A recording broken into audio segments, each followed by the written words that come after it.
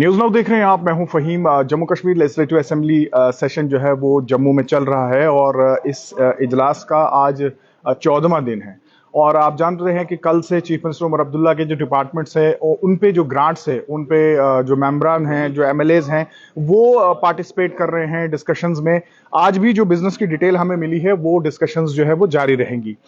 उसके अलावा मैं आपको बता दूं कि क्वेश्चन आवर की जो डिटेल हमारे पास आई है उसमें कुछ बहुत इंपॉर्टेंट सवालात जो है वो आज क्वेश्चन आवर में पूछे जाएंगे, जिसमें पहला सवाल जो है वो जावेद इकबाल चौधरी जो कि मेंबर लेजिस्लेटिव असेंबली हैं, उन्होंने सवाल पूछा है बुधहाल में जो मिस्टीरियस डेथ्स हुई थी। आपको याद होगा बहुत सारे लोगों की इसमें मौत हुई थी, उसको लेकर जो है उन्होंने सवाल पूछा है और उन्होंने ये जानने की कोशिश की है कि कितने पेशेंट्स को जो है वो गवर्नमेंट मेडिकल कॉलेज रजौरी जो है वो एडमिट किया गया था, उसके बाद उनका जो ट्रीटमेंट है वो किस तरह से किया गया, प्रोटोकॉल्स क्या फॉलो किया गया और पेशेंट्स को डिस्चार्ज करने के बाद उनकी कंडीशंस क्या है।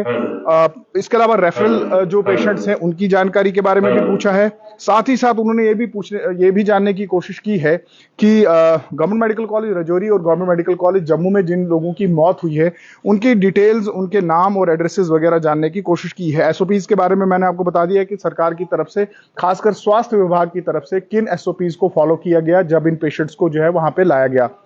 इसके अलावा उन्होंने ये भी जानने की कोशिश की है कि क्या इन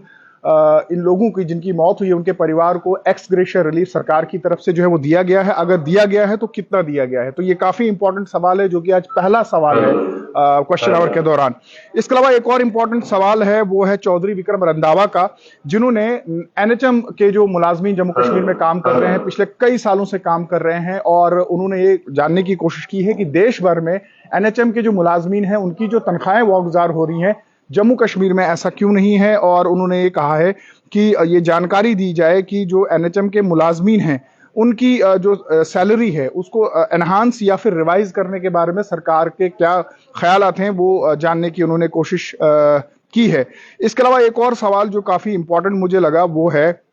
जो पीडीपी के एमएलए हैं वहीदुर रहमान परा, उन्होंने एक सवाल पूछा है कि जो